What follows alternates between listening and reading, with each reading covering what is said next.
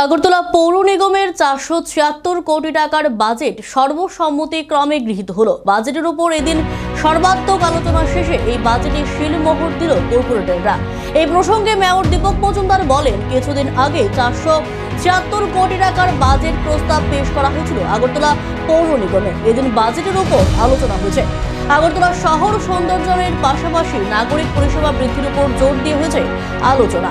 মূলত নিগম এলাকায় রাস্তা, ড্রেন নির্মাণ, আলোর ব্যবস্থা, নিকাশি ব্যবস্থার উন্নয়ন, পুরানো পরিত্যক্ত পুকুর সংস্কার, ওপেন জিম নির্মাণ, মশার দমন ইত্যাদি বিষয়গুলো এদিনের আলোচনায় বিশেষ গুরুত্ব আরোপ করেছে। মানুষের সমস্যা সমাধান সহ নাগরিক জীবনের মৌলিক চাহিদা পূরণের বিষয়গুলিকে বাজেটে অগ্রাধিকার দেওয়া হয়েছে।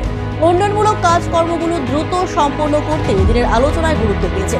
এই বাজেট উন্নয়নমুখী বাজেট হয়েছে বলে সবাই অভিমত প্রকাশ করেছে বলে দাবি করলেন মেয়র দীপক মজুমদার। আমাদের আজকে বাজেট ডিসকাশন ছিল।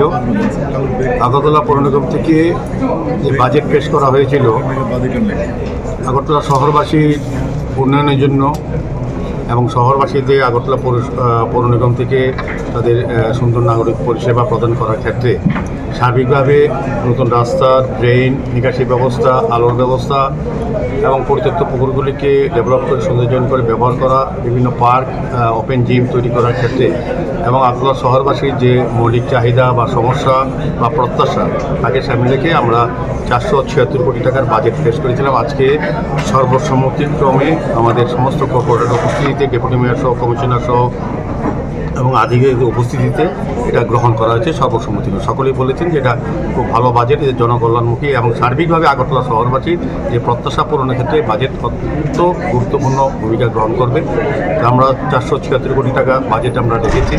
এছাড়াও আমাদের বিভিন্ন কেন্দ্রীয় প্রকল্পের টাকা, আমাদের স্মার্ট সিটি, আগরতলা পূর্ত দপ্তর, নগরায়ণ দপ্তর মিলে আমরা সার্বিক শহরকে নতুনভাবে সাজানোর চেষ্টা করছি। তো আমার মনে হয় এই বাজেট সর্বাধিক সমর্থন করেছেন এবং এই বাজেট কার্যকরী হবে আগরতলা শহরবাসীর যে চাহিদা, বিশেষ করে পানীয় জলের সমস্যা মেটানোর ক্ষেত্রে বা আগরতলা শহরবাসীকে জল যন্ত্রণা থেকে মুক্ত করার ক্ষেত্রে, মশার উপদ্রব থেকে আগরতলা শহরবাসীকে মুক্ত করার ক্ষেত্রে এবং সার্বিকভাবে মানুষের চাহিদাকে পূরণ করার ক্ষেত্রে এই বাজেট কার্যকরী হবে। কোন বিষয়টাকে যারা জনপ্রতিনিধিরা রয়েছে পৌর নিগমের 51 জন, কোন বিষয়টাকে বেশি প্রাধান্য দিয়ে এই প্রস্তাবের উপর ভিত্তি করে আলোচনা করেছে?